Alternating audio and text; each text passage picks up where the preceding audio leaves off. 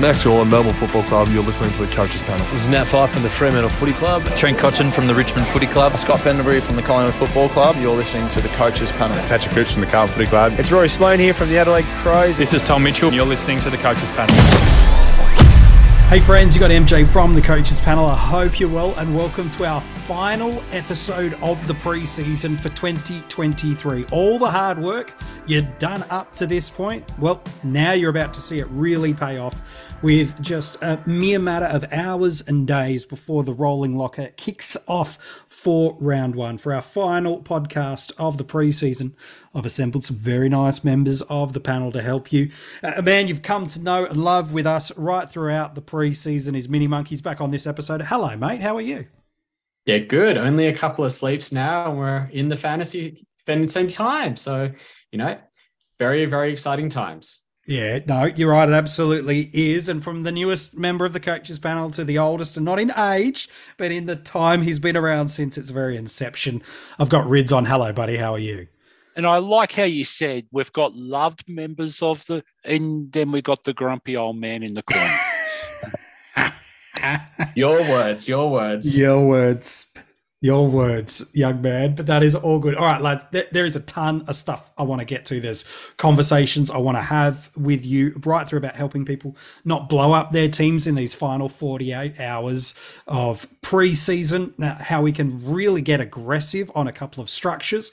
And in a minute, I want to hit some Patreon questions that have landed to us. And by the way, for our Patreons, they now have full access to our Cash Cow guide. It's over 80 pages long. Every one of the three tiers get access to the guide, as well as a correlating podcast that sits nicely alongside that. And also our Spotify subscribers, where you get access to every podcast we drop. So the ones that are normally hidden behind different levels of Patreons, our podcast guys at Spotify, you can subscribe to that for a handful of bucks a month as well, and you can get that, the round reviews, the keeper ranks, and a bunch of other things.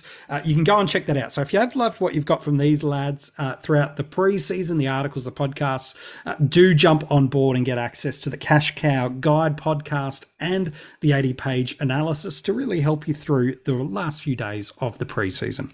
All right, boys, let's talk about Patrons. Stuff it. Let's change the order around and let's look at some of our Patreon questions that have been thrown out, and I'm keen to get your lads' thoughts on these Supercoach questions. So, Rids, maybe we'll start with you, and then MiniMonk, feel free to jump in on the next couple. Corey wants to know for Supercoach, is it worth having Lockie Cowan at D8 and dropping down a Setterfield for a Wanganeen Millerer or to a Warple? He's really just worried that he wants Setterfield, but he doesn't have the cash to keep him unless he's now dropping off some premium. So I guess is it Cowan, but he'll have to sacrifice to get it? Is he that important to our structures? So I'd have to see the whole team to work it out, because obviously there might be one or two other ways to get to that point anyway. I really like Setterfield in Supercoach. I often in Supercoach, I hate the 200,000 to 300,000 bracket. But if someone's 350, I'm actually going, you know what? That's okay. I can actually work with that, because you've got those parachute options, sideways, downways. Cowan at D8. Now, I haven't really given this a hell of a lot of thought, because I actually think that Wilmot, Chesser, and everyone else have to be your defensive bench. Well, Chesser and Ginby, they're confirmed to debut. We won't get a confirmation of Wilmot because he's already had his AFL debut, but we will get visibility on that Thursday. Yeah, but I think they're the common names, okay, that, sure. So I just think if Lockie Cowan, is it Cowan or is it Cowan? Cowan, yeah, hence the move from the teammates when he was named for debut. I thought you were going to say, hence the move from the Cash Cow article we've got for the Patreon. That's why I made the comment about you at the start of the episode that you put in your own words. That's fine. Anyways, I really do like him as a scoring potential. And those running good decision makers off half back have been really good in Supercoach recently. I would actually try and loop him, but that's probably going to be hard because you're going to have someone that you can't, like, who's missing a game this week to do so. But I'm thinking that, and let's just say hypothetically you start Chester in the midfield on the bench, and then you put in someone with the defence mid DPP, and you can actually loop him and then throw him into your M11 after the round, and then hide him there. Yeah, it's a real tough one. If you can get Setterfield in and that's who you want, just do it. Who cares? We got 36 trades. Like, we've never had this before. Absolutely. You know, the old rules don't apply anymore. We got boosts. Even if you get stuck next week and you didn't want, or the week after, you didn't want to trade. No, and then suddenly happens, and you have to trade two, and you need to use another one. Just use a boost. That's the world we live in now, yeah? Yeah, no, I think it's good. An AFL fantasy question for you, MiniMonk. It's from Sam. He says, cheers for your guys' work for the power of the preseason so far. There's 6 forwards in AFL fantasy that he's identified that are priced between 400 and 550K. Who are the best 2 of this? And then I've got a question off the back of it. Do we necessarily need any of these guys? McLean, Miller, Bruin, Powell, Flanders, and Horne-Francis. So the question is, who's the best 2? And then the follow-up is, do we need to be considering these mid-price forward guys? So I think we better start to go with knocking some off of that list. And the 2 that I can knock off that list pretty quickly in my eyes are Miller, because he didn't play the preseason game. Now, I know that was because he had personal reasons and took leave, but any player that you don't see where they're lining up and what their role is in a preseason game makes it very, very hard to start them. And the other one we probably have to avoid is Flanders, because he's probably not going to get the role where we think he's going to get midfield time and bulk CBAs. He might get stuck forward. It's at a very awkward price.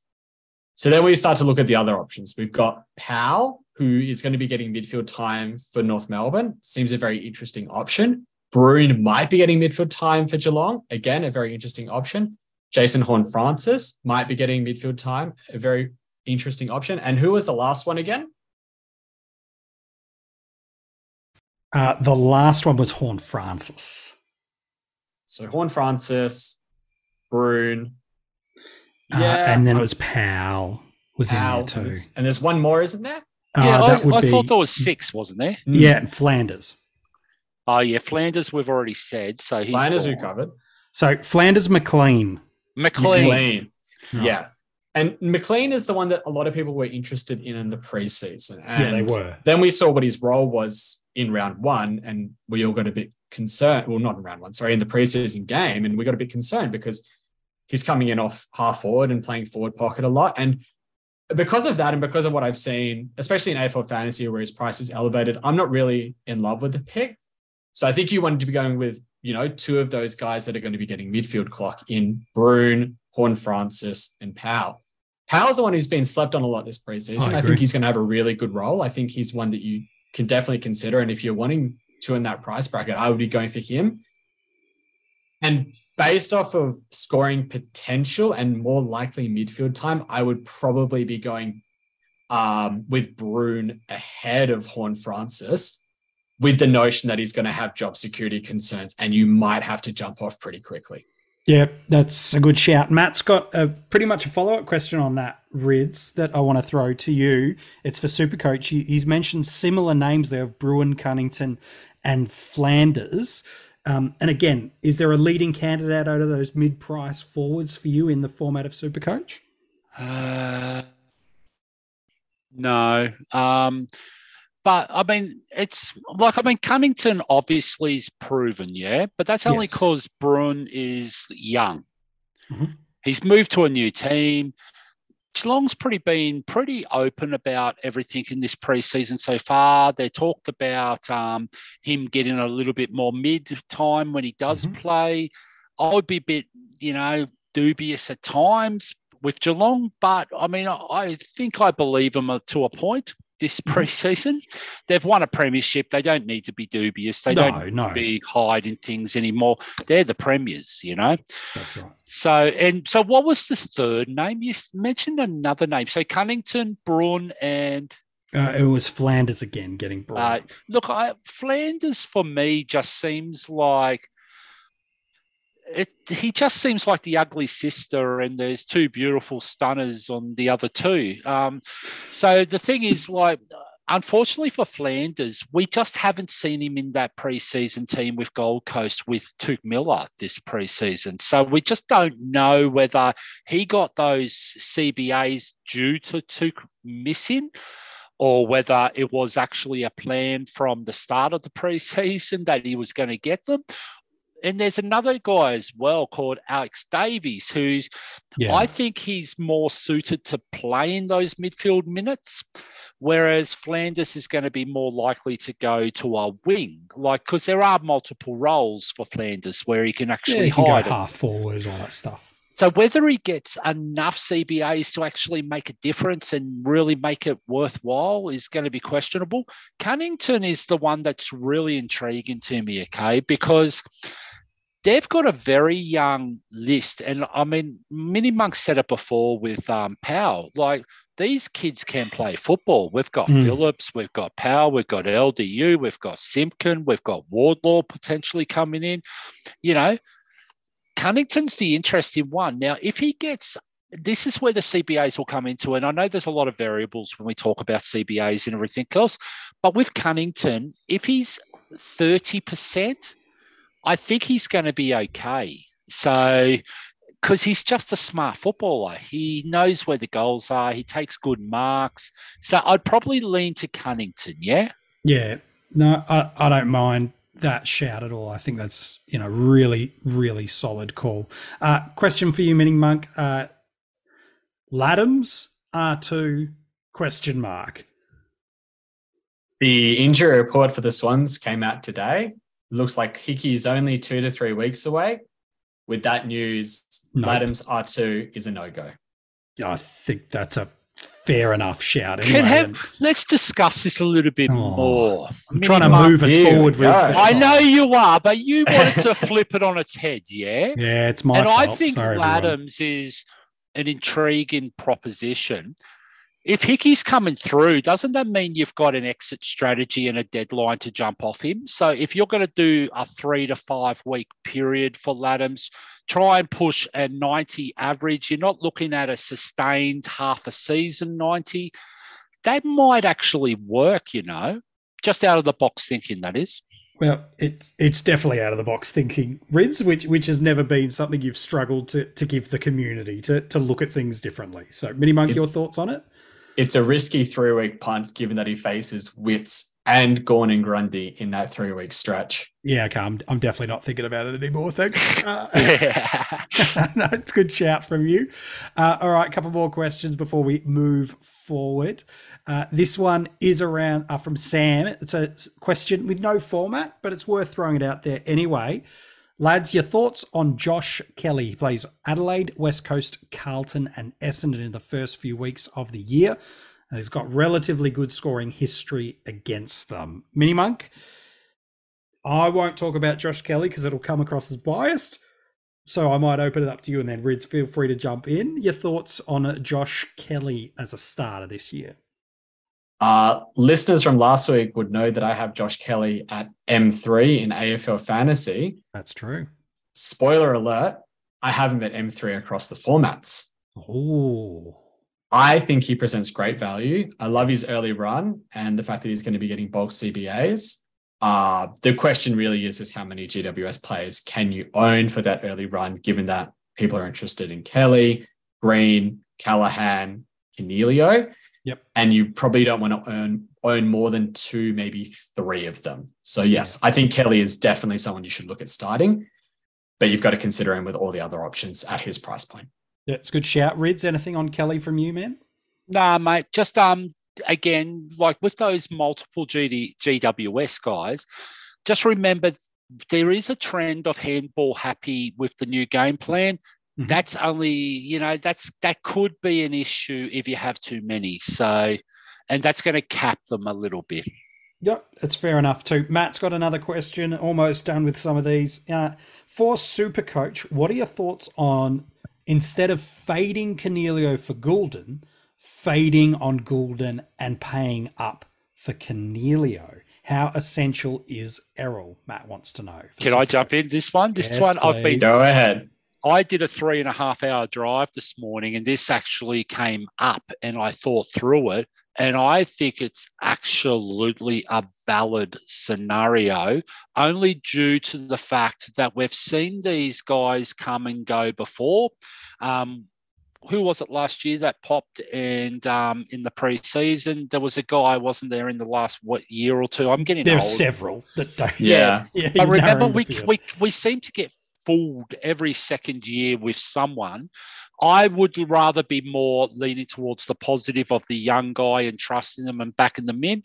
But this is actually a very, very valid scenario because Cornelio's done it before, and and we know in this role, and we're talking about a midfield role, high CBAs. The only problem I got with it, and this is the one that I really couldn't quite understand, was if Perryman tags, does that mean Cornelio has to be pushed out a little bit more in the CBAs than what he would originally have planned to be? So, yeah, he's probably the guy of that inner three of Kelly, Cornelio, and Green. He's probably the one of the three that's most likely to be repurposed in some other secondary functions. Yeah, so you can see a Perryman, Green, and Kelly quite comfortably. I can't see Perryman, Green, and Cornelio, because they're very similar types.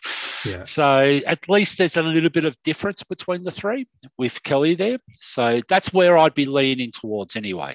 No, it's a fair enough question too. And Matt, maybe this transitions us to a broader question that I want to have with you lads now on the episode, as we're getting to the point in time of the preseason again.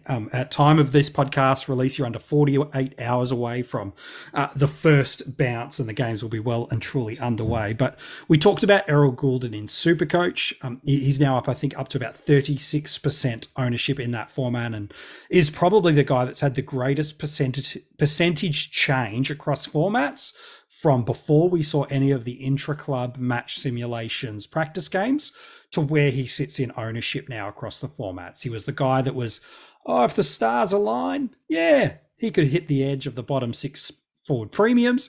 He now finds himself in what we've dubbed as the Fab 5 primos in our forward line. So my question to you both is this: when does an ownership, or does an ownership percentage, for the better or worse, impact your starting squad selections? It's so tricky to tell you the answer to that question because it varies on every single player.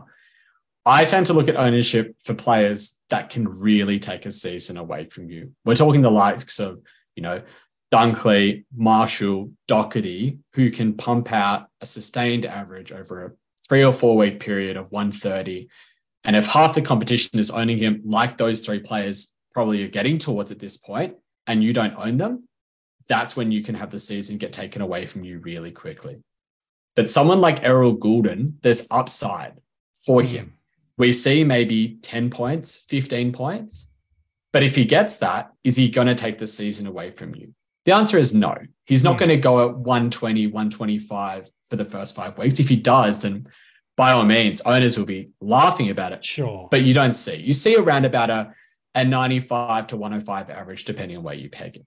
So it's really factors in on the players that can take it away from you. And, with someone like Goulden, if you see that 35% ownership in Supercoach, nearly 40% ownership in AFL Fantasy, and it's probably similar in Dream Team. Yeah.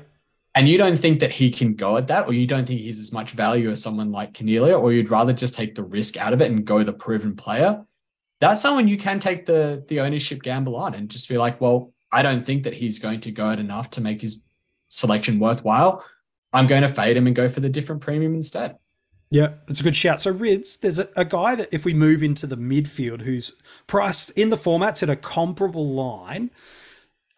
I love that phrase that MiniMonk just used around the take a season away from you. Tom Green's probably not as highly owned across the formats, but potentially might be at the dense end of the ownership in the season, based on where experienced or super serious coaches are. Is Tom Green for you in that same conversation of great pick, but won't take a season away from you? Or is there another avenue that you'd like to unpack with Green in that area? So Green is really, really intriguing. And I'm going to throw another name, Andy McGrath, as well, because his ownership in AF is up to around 13, 14% right now. Mm-hmm. So these guys are awkward, because there's a lot of mouths to feed in both of their teams. Now, if you have a look at, and let's just go to Tom Green, because I know I was big on him earlier. Yeah, okay? We've talked about him a lot. Yep. Yeah, but since he's got to 25% ownership, suddenly, in AF, that is, it's probably higher elsewhere. In Supercoach, I'm just going to put a line because Tom Green is pure Supercoach. So yeah. That's a different format. Yeah, he's going to be a premium anyway in Supercoach, okay? But AF and DT specifically, if you think through it, if you've got a combination of McGrath and Green, okay, now all preseason, you've got the pros for Tom Green and you've got the negatives for Tom Green's, okay? The negatives were, he doesn't tackle. He doesn't get enough marks. He doesn't spread from contest. He doesn't present. Maybe he doesn't kick enough goals, and so on and so forth. But if you've got two of these guys that are awkward, average range, are they going to be premiums? Are they not going to be premiums? Now, let's broaden this, okay, and just call it AF for now. Now, why wouldn't you look at Tom Green going down to a Dom Sheed? Because if Tom Green's going to be around 100 average, and you've got a guy who's a couple of 100,000 cheaper, who's going to average close enough to 90, that's only 10 points. And you could turn a McGrath into a Dawson by doing that. Why wouldn't you be looking at that? Because I think the gaps there are probably going to be a little bit wider than Green to Sheed. Yeah, it's a good shout. And on top of that, you don't have two guys that are sort of premiums, close to premiums, and like they're going to be last minute decisions, late decisions in the season. Do I upgrade them? Do I hold them? Whereas at Dawson, you're pretty much going, you know what? I think he's going to be top 6. It's a clear-cut decision. You've got a keeper for the season. With a Sheed, you go, okay, he's made a couple of 100,000. He's done his job. I'm going to trade him on. I'm going to either move him down, move him up, whatever you want to do, okay? It's a clear decision. McGrath and Green, are they clear decisions? I just don't know. Are they keeper? Are they trade? Is there? And you're going to be doubting yourself for the last 5, maybe 8 weeks of the season, going, shouldn't I? Should I? So that's where I'm sort of leaning at the moment, is going, let's look at it as combinations. And we do that often. Yes. But that's where it's sort of going at the moment. So ownerships, though, and it was about ownership, you're saying. Yes, the question was that. Yep. Now, if both of those guys are high ownerships, and let's look at AF, Green's got 25% and McGrath's got 13. Now, if you can get your leg up on, the better part of 30% of the competition, and there's a large percentage that's probably got both, if you can get your leg up on that, then you're doing pretty well, and you're going to look pretty well for a decent ranking, because there's about, I'd say 15, 16 names out of the 30 that are very, very comparable across most of the serious teams. We've all got the same 6 rookies. We've all got pretty much high percentages of the big names, like the Yo's. Yo.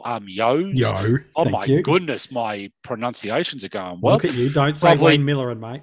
Doherty, Marshall, I can rattle some names out. I guarantee you Dunkley's another one that's very common against all the serious teams. What about a Taranto? Do you reckon he's going to be pretty common, MJ? Yep. Goulden, you just mentioned. There's going to be only about 4 or 5 positions that could be, a bigger range of player. Now, if you can get a leg up, and if you're right, and you're right against 30% of the competition, well, why not do that, and why not take that move? So that's where it becomes interesting with the ownership. No, that's good. So talk me through then, while we're talking about ownership and we're talking about these guys that can take a season away from you. There was a few questions from our Patreons. I deliberately held off on them to bring it to this point in time. Rory Laird. Start of the preseason, the narrative from the community was he presents no value, so you can get him cheap. I'm not saying this is right. I'm just telling you what the diatribe they were giving. Followed up with, he's the main man in the Crows midfield, and the match simulations and practice games against both Western Australian teams indicated that he was continuing on as such as he has the past 50 games in that midfield. Now, inside the past 48 hours, Adam Kingsley has indicated that he'll get a level of attention, whether that be a full tag or just a little bit of body on body at stoppage. It's there. Talk me through about Laird, the ownership percentage, the ceiling capacity. Is he in that range of, I'm asking a lot of questions off the back of Laird, as you can tell. Is he one of those guys that can take a season away from you? And is he someone that it's too risky to not build him into your starting squad for fear of him never getting financially attainable? Talk Rory Laird to me, boys. I've thrown 20 different Laird questions to you. Laird is a hot topic because he was the highest averaging player from last year. And there is every possibility that he can be the highest averaging player in 2023. He has the keys to that Adelaide midfield, pardon the pun.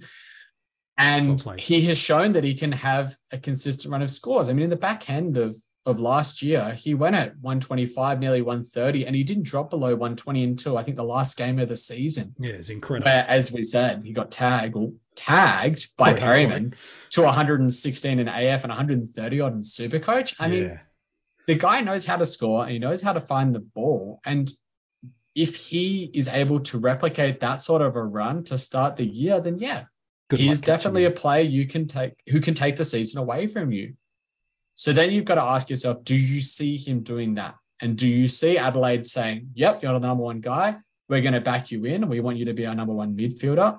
And he can pump out 130 captaincy scores while people are fretting around with VC loopholing, trying to run players like Dunkley and Doherty, or their midfielders like Bontempelli or McRae or Kelly or Brayshaw, and trying to get a good captaincy score out. You can just lock the C in on Laird. So there's a lot of benefits to starting Laird, but the problem is he is a lot of coin out of your starting team.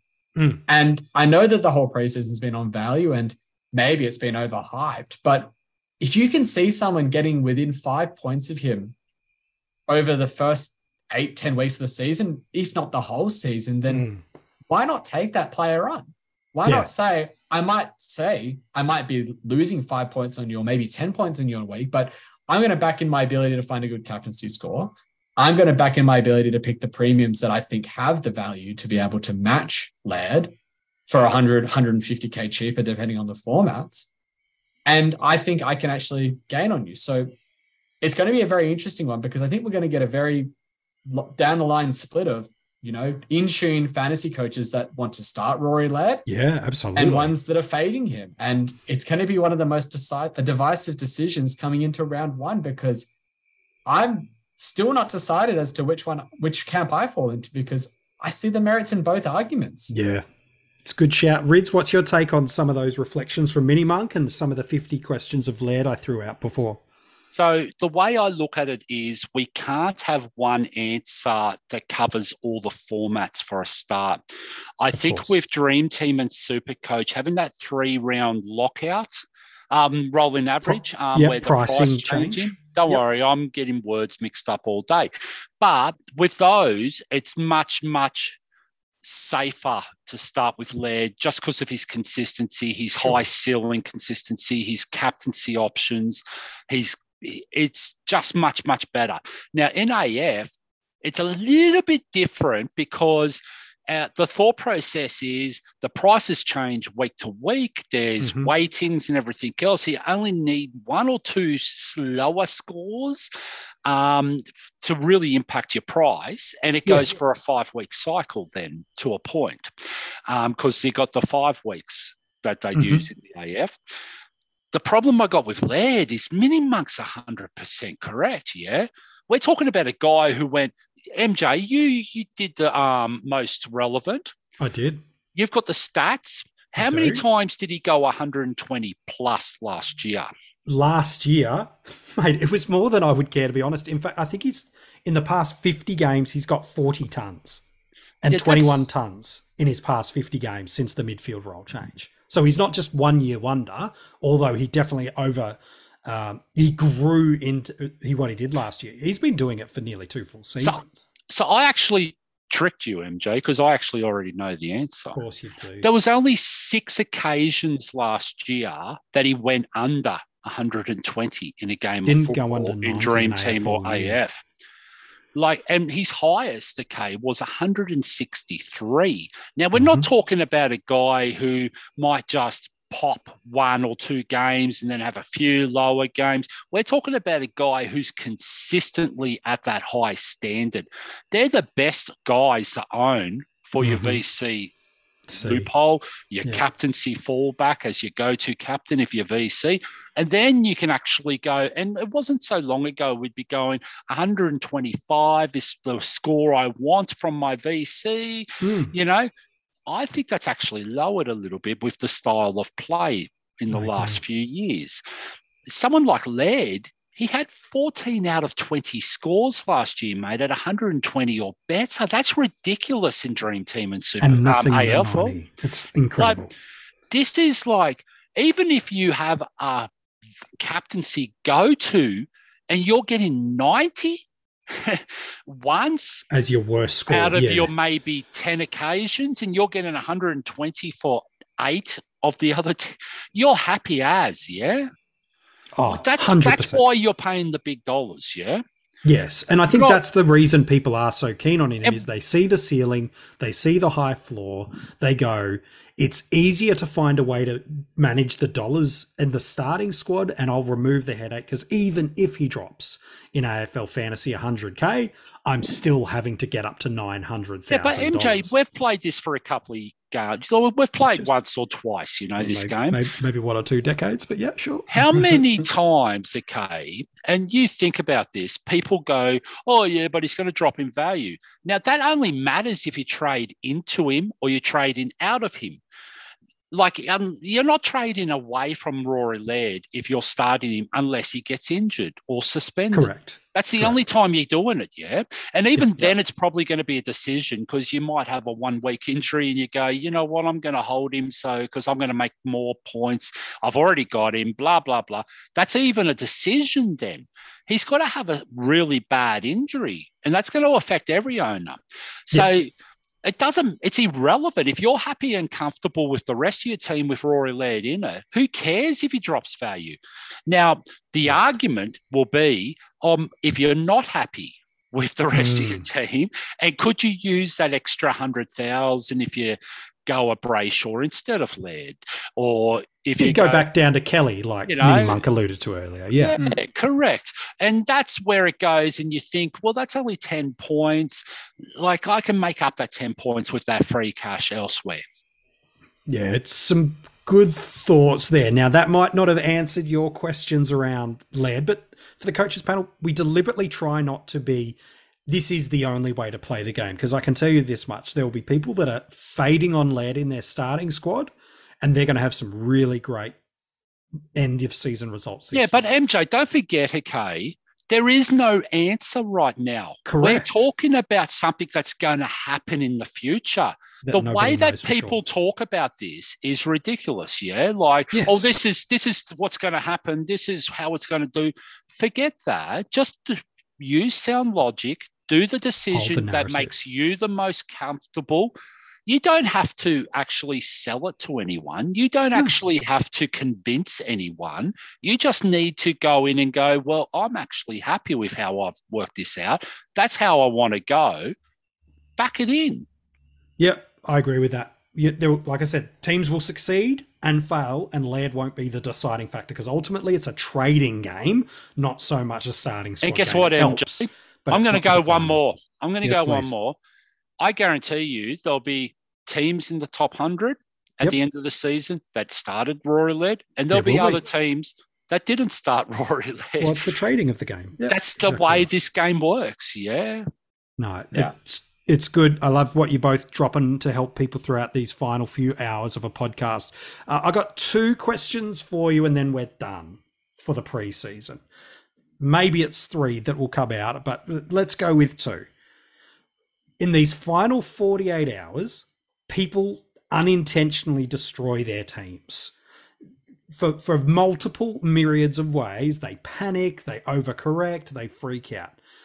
Can you boys, as both successful coaches across multiple formats over multiple years, what's the difference between looking at something and realizing you've missed something and making a good change, as opposed to looking at something, over yoking something and doing some damage to the work you've done over the past few weeks and months? Maybe there's not an answer, but I wanted to throw the question out to you. Is there any advice you could give people who I know are doing lots of little, if I just did this, or if I just did that, if I just changed that? What's the difference that can help us this year? It's such a tricky question to answer, because if we knew that, you'd be top 50, top 20 across formats every single year. It is so hard to adjust your thinking off of information, and whether you're making the correct decision or whether you're making an incorrect decision based on the information that's presented to you. Like, for example, if we use the Dogs, for example, the Dogs are running 5 through their midfield in the preseason.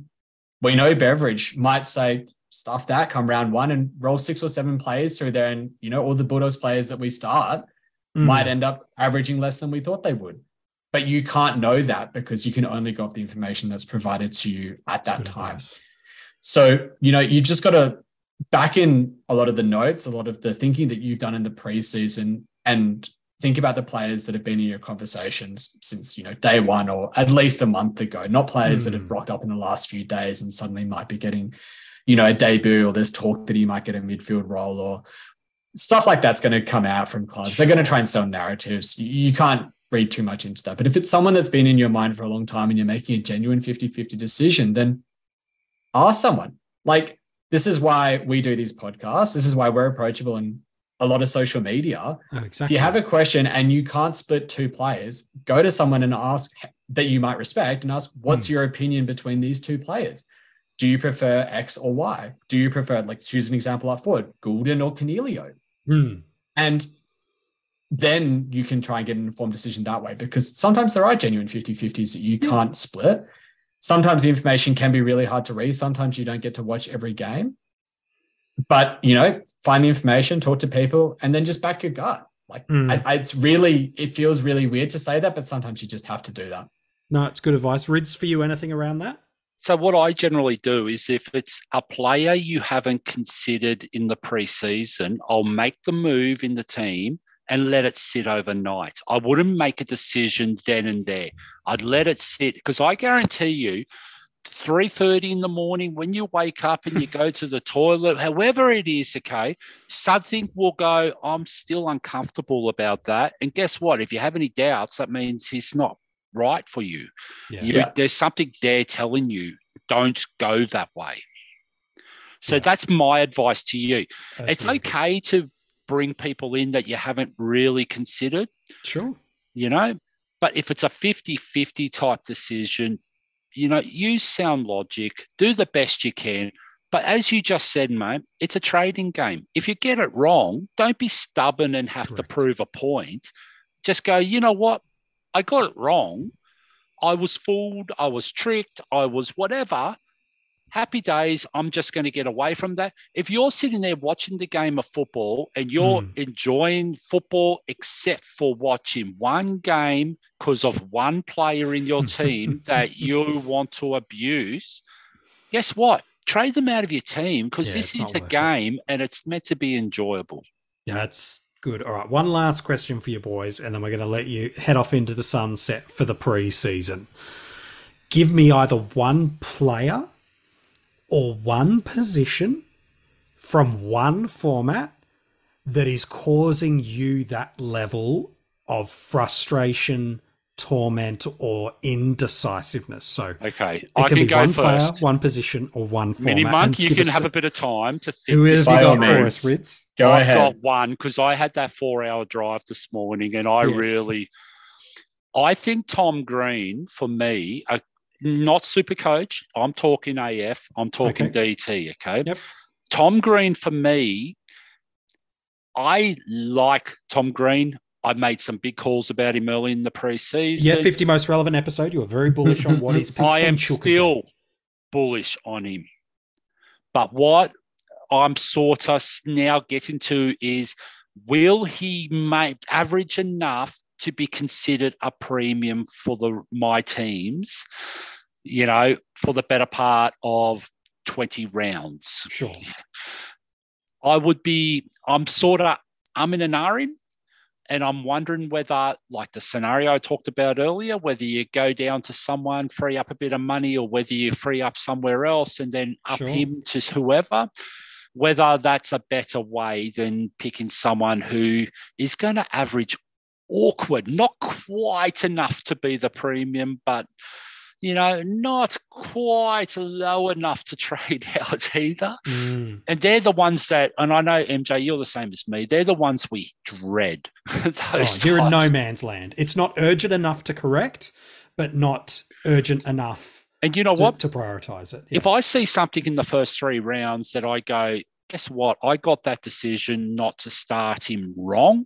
Mm-hmm. I'll just trade him in because, he's not going to be a crazy extra pricey or anything like that. I'll just bring him in, and at least I've got some in-season data to make me happy then. Sure. But that's the guy I've been thinking about greatly. I like that reflection. I think it's helped a lot of people too with some of that processing. MiniMonk, you've had some time to think. Who's that person and player for you? It's actually a combination of 2 positions in AFL fantasy that have been doing me headaches for the last few days. I think I finally sorted it though. Okay. And it's the combination of D2 and M3. Ooh. Okay. So whether you're going up to a Dawson-esque type or down to a value of McGrath, Hayden Young, Dacos types, I'm going to assume those names. And then at the other position, are we talking about paying up at that spot? Yeah. So it's the question, because I said last week that Kelly was at M3. On my current settled structure, he's now currently at M2. So I was wrong earlier. So it's actually about whether I want to be paying down for that M3 spot and paying up at D2. Mm-hmm. And that's helping me with my rookies and being a lot comfortable there.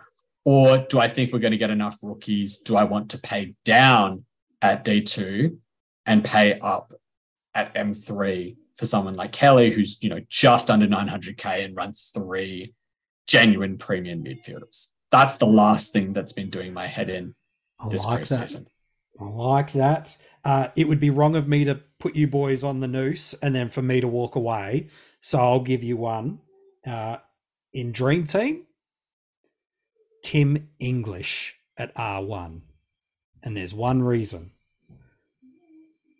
Gaundy in round 1. Yeah, it's coming. It's coming. Carlton in round 2, not too concerned. No. Are you sure it's Carlton? I didn't think it's not Carlton. It's then got Fremantle in the first 5. They've got Brisbane in the first 5.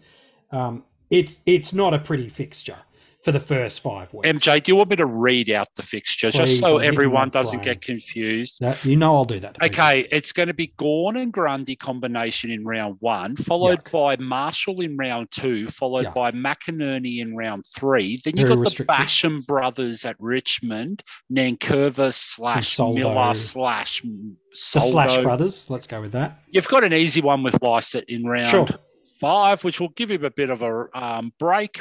But then you've got Darcy. You've got Sean Darcy in round Jackson.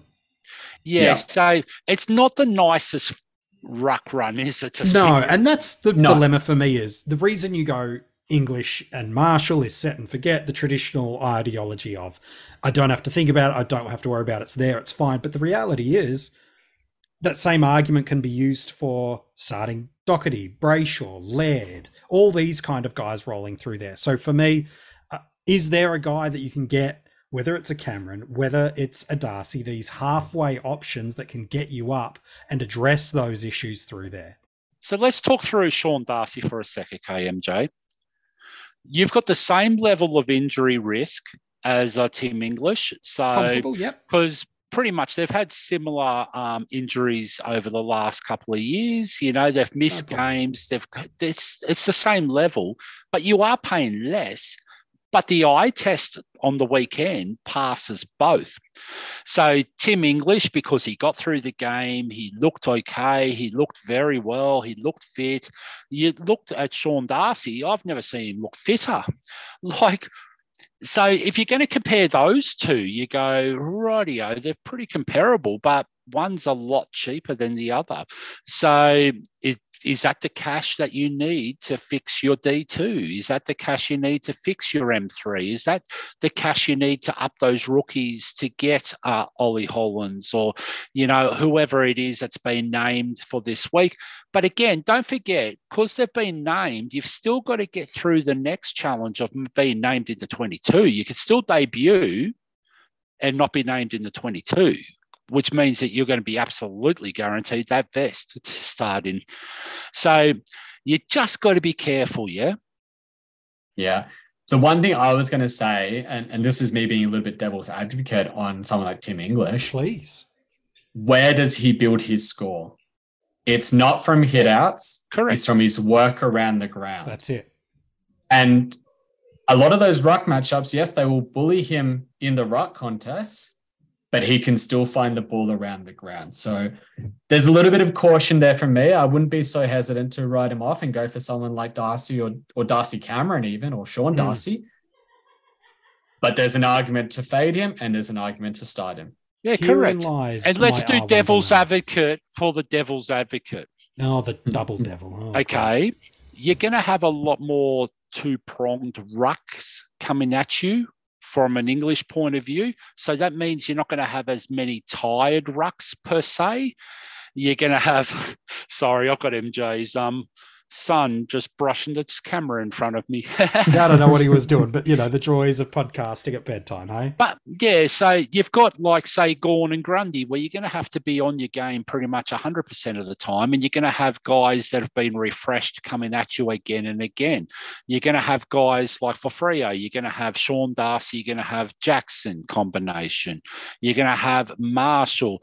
And there's potential that these teams may actually go, you know what, the second ruck, go and tag him when you're out there for, you know, that 5 or 6 minutes and give the number one ruck. So there's going to be strategies around this. It just doesn't matter. Like at the end of the day, you just got to be comfortable with the rest of your team and you're just going to have to work through it. And if you've made a mistake, people trade. I could not have thought of a better way to end not just that podcast, but the great advice that you've got from the coaches panel in 2023 this preseason. Rids, as always, mate, an absolute pleasure working with you, my friend. No worries, mate. And MiniMonk, definitely, if we're given an MVP for rookie of the preseason, it's definitely going to you. You've been an absolute standout addition to the team and really helped a lot in the community, broadly speaking. So well done to you, and thanks again for this episode.